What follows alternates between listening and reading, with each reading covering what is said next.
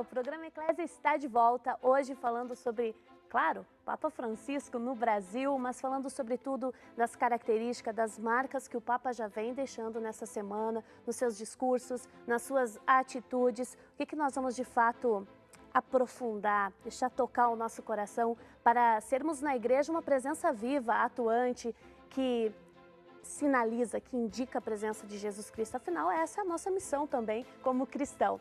E olha, nossa equipe já recebeu alguns e-mails aqui no programa, algumas participações falando que o programa está muito bom, mas também falando sobre a visita do Papa. Eu tenho aqui a Marlene Ferreira Nunes, de Santa Bárbara do Oeste, e ela disse que a visita do Papa marca uma presença de amor na sociedade e que em 2017, de acordo com o que ele sinalizou na sua homilia lá em Aparecida, já tem uma expectativa para a volta dele aqui no Brasil.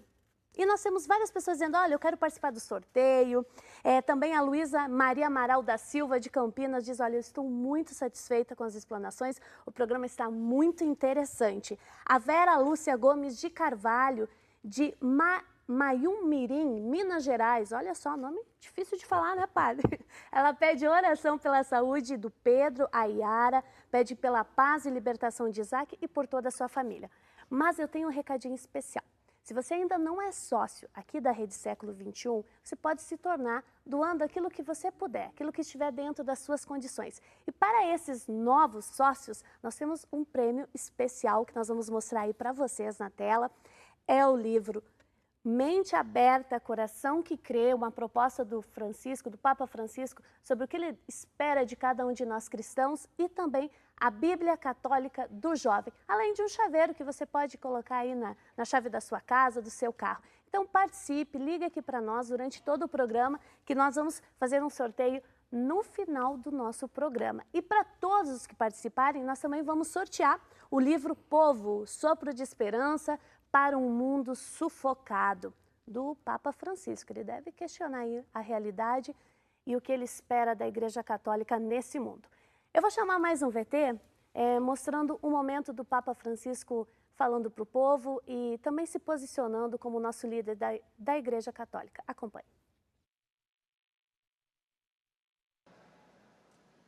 É verdade que hoje, mais ou menos, todas as pessoas e também os nossos jovens experimentam o fascínio de tantos ídolos que se colocam no lugar de Deus e parecem dar esperança.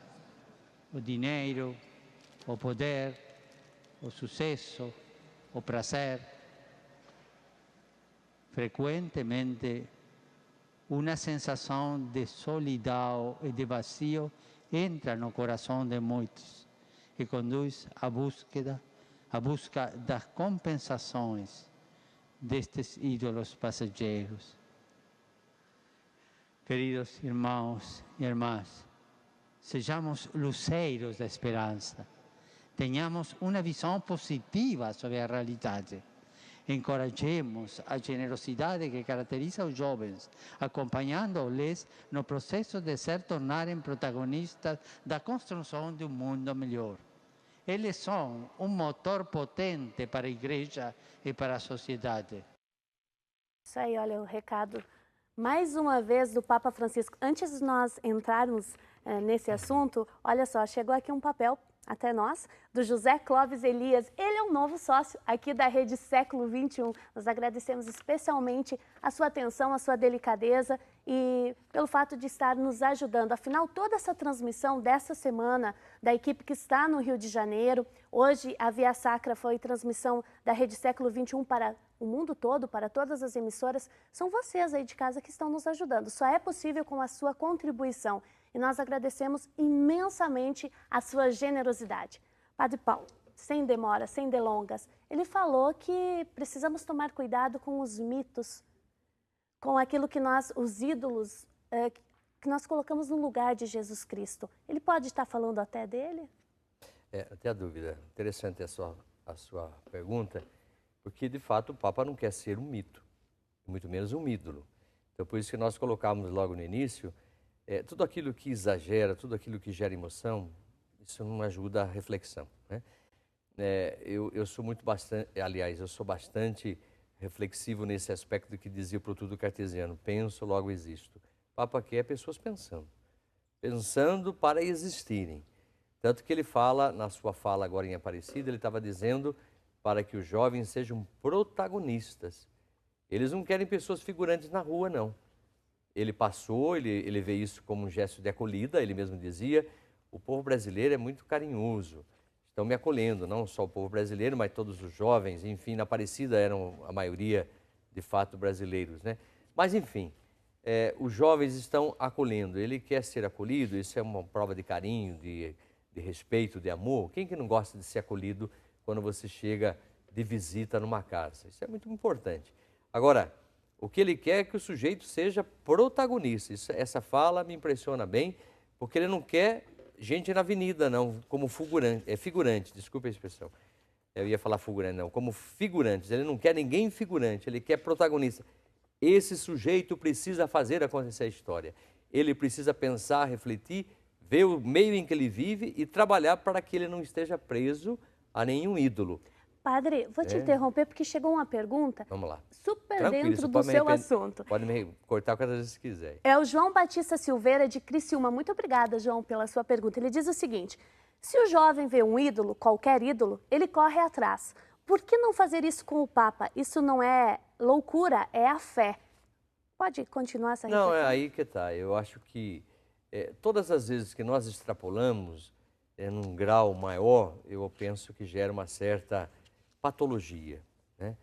Eu vou parar para pensar um pouquinho com Bion, que foi um grande psicanalista. Ele dizia que nós precisamos de messias, de libertadores. Não, você é um grande libertador, né? Tanto que o Papa, segundo o seu biógrafo, ele está sendo uma antítese no Vaticano.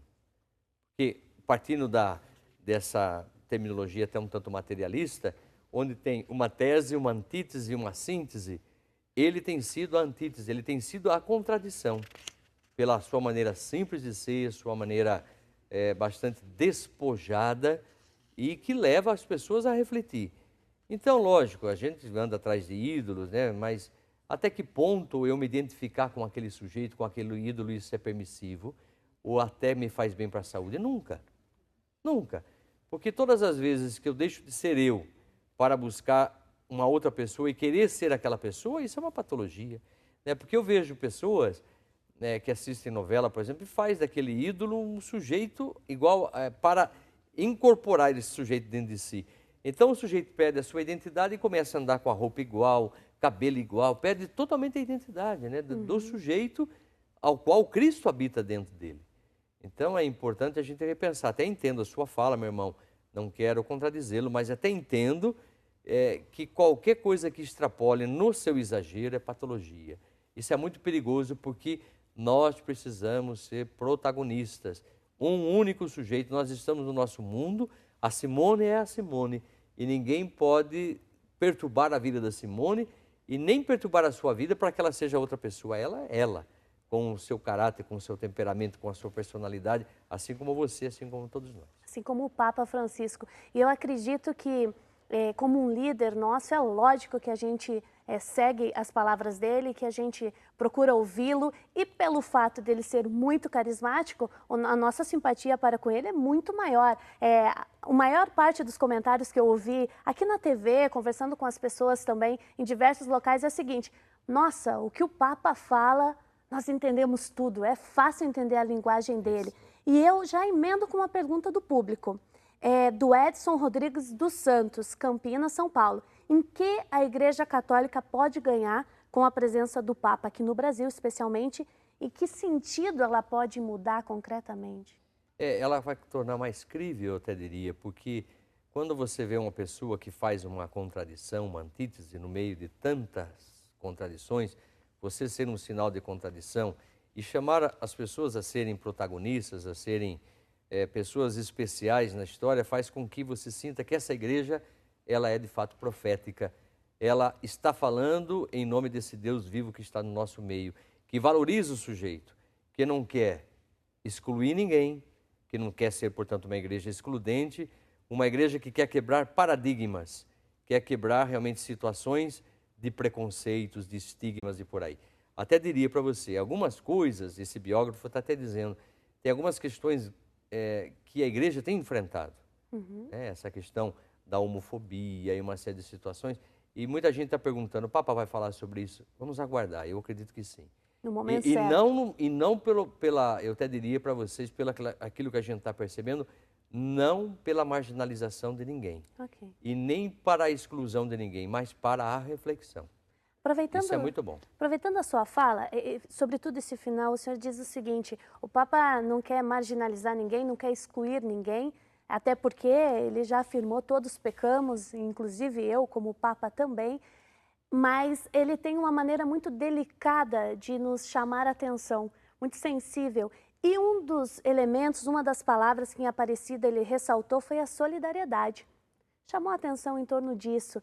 E nós podemos acompanhar que no final da transmissão, no final da missa, ele foi cumprimentar todos os cameramen, todas as pessoas que ficaram, não ficaram no foco das atenções, as pessoas que trabalharam nos bastidores, que fizeram com que as imagens fossem para o mundo todo.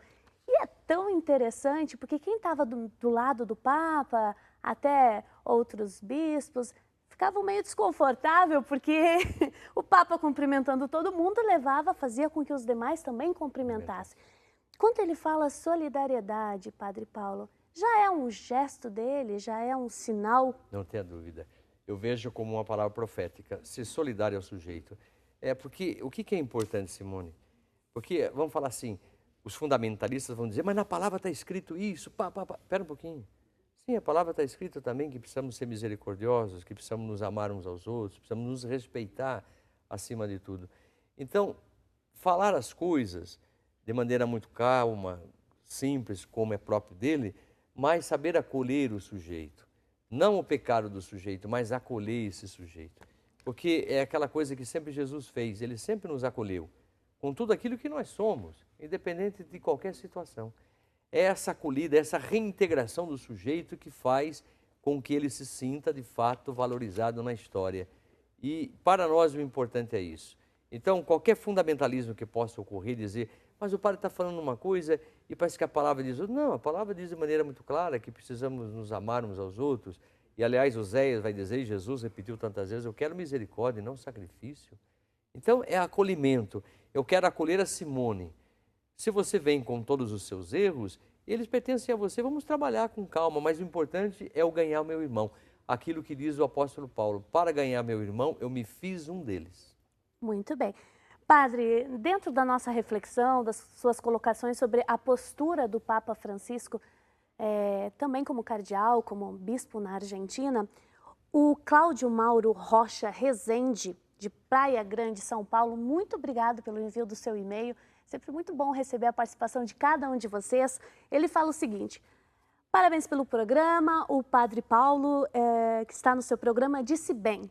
Inclusive, a penetração religiosa do então cardeal com a situação precária dos pobres na Argentina, como um bom samaritano, teve atritos com a presidente Kirchner, reclamando do pouco empenho do governo em diminuir as desigualdades.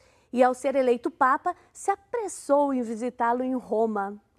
E nós estávamos em Roma, nossa equipe do Eclésia estava acompanhando a eleição do Papa e nós confirmamos essa postura da presidente da Argentina, que correu para saudá-lo, mesmo séria, mesmo levando umas espetadinhas do Papa, mas ela quis estar próxima dele, embora ele tenha criticado muito o seu governo.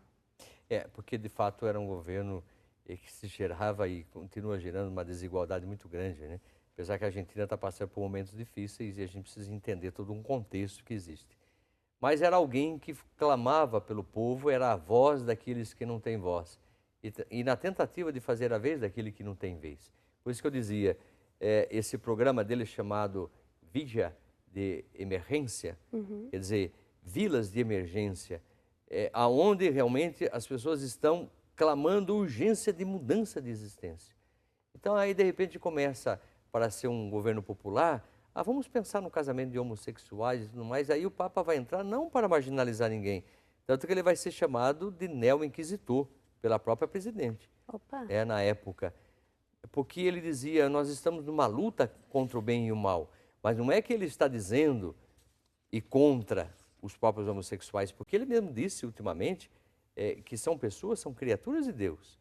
E como tal, devem respeito a essas pessoas, devemos respeito. Agora, acolher o sujeito é diferente de você acolher o que ele faz. Isso também não importa, não tem que dar satisfação para nós, não somos deuses para saber julgar ou então entender o mundo do sujeito. Eu como psicólogo e psicanalista, eu penso totalmente diferente, as identificações são profundas aí.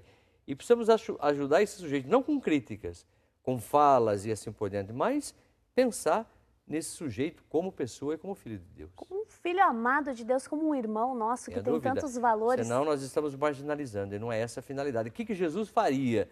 Eu penso que é a grande pergunta, e aliás o Papa sempre se pergunta, o que Jesus faria? Eu estou aqui, aliás, agindo, como todo sacerdote faz, in persona Christi, na pessoa do Cristo. Porque todos nós somos revestidos do Cristo, como todos, indistintamente, todos aqueles que são batizados, e vou até mais longe ainda, mas enfim, vamos lá. Isso aí, essa costura, né? Não tem como separar a fala do Papa das ações dele, do que propõe a Igreja e, sobretudo, o Evangelho. Solidariedade, amor ao próximo. Agora, só um pouquinho, terminando aqui, né? Lógico que a Cristina, ela foi se aproximar, porque né, agora ele é chefe de Estado também, e isso cria uma certa popularidade a ela, né? Não deixa de ser política. As pessoas se aproximam de fato. É que nem dizer que a Dilma também participa das pastorais da Igreja Católica, é forçar a situação. E ela falou isso lá no Palácio da Guanabara. E a gente está percebendo que não é bem isso, não. Exatamente. E não é só a Cristina que tem esse interesse, nós temos também aí em outros países, inclusive o nosso, né? Os políticos aí de olho grande para conseguir um espacinho ao lado do Papa, mas ele está bem atento. Olha, pessoal, no próximo bloco nós vamos conversar sobre a Via Sacra, que foi hoje. A Via Sacra muito bonita, muito expressiva, com conteúdo belíssimo e com os questionamentos do Papa sobre o que a cruz representa na nossa vida. E olha, chegaram mais 2 novos sócios aqui para a Rede Século XXI, o Edmilson Antônio de Oliveira e o Dino Antônio Ciota. Muito obrigada, vocês estão concorrendo ao livro do Papa Francisco e também a Bíblia Jovem. Obrigada pela sua participação. Eu estou aqui no meu colo com um monte de e-mails chegando, devagarinho a gente vai lendo e vai agradecendo também a presença de vocês. Nós voltamos já já.